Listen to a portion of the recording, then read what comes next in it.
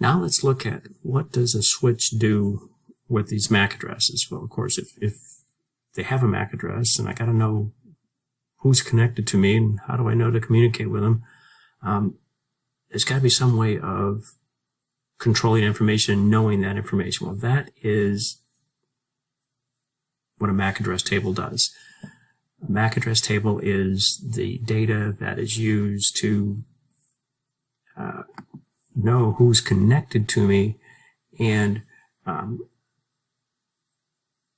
when do I have to ask for more information. So in this case, you've got a MAC address here, and I think when you look at this lab, when you first turn on your switch, your MAC address table is empty. There's nothing in the table.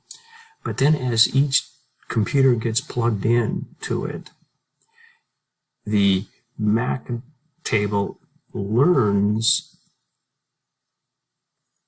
the MAC information of the device that's connected to it.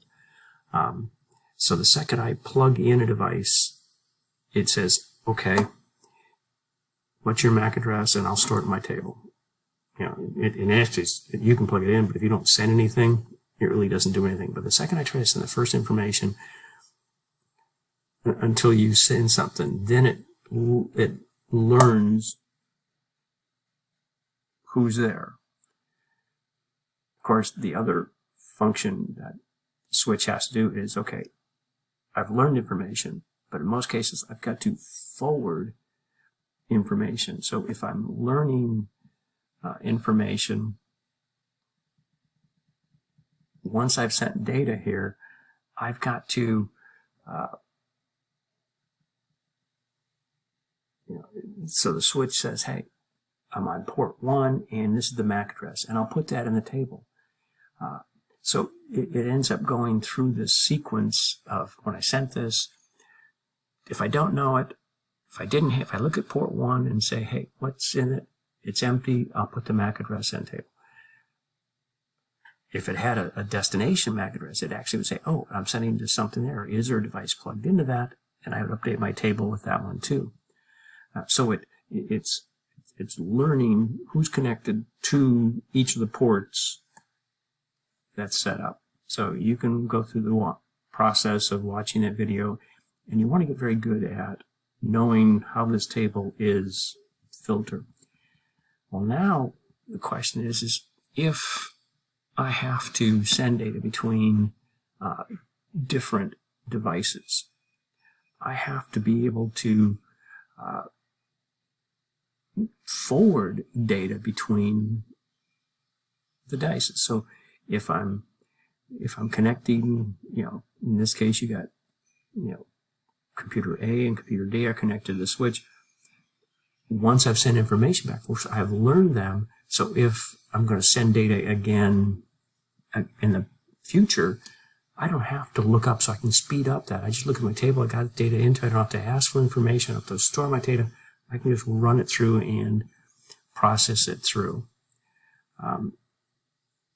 Now, if for some reason if you didn't know it, let's say that's on the same switch.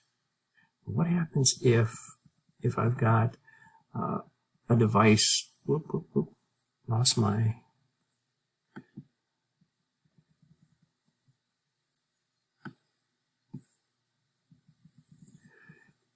the question is what happens if, the switch gets, the MAC address table is built, but now how do I forward information onto a different switch?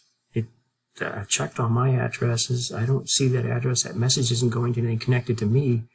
What do I do? What do you think you do? If you did know the information, you have to forward this out. I have to look for who's got this information, which device has this MAC address built into this.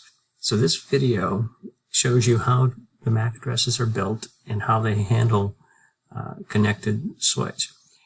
Now, this video here shows you what happens if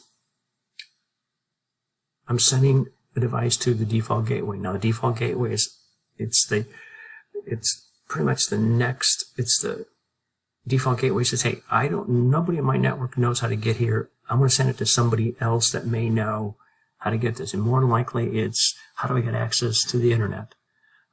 That's kind of what I'm looking for.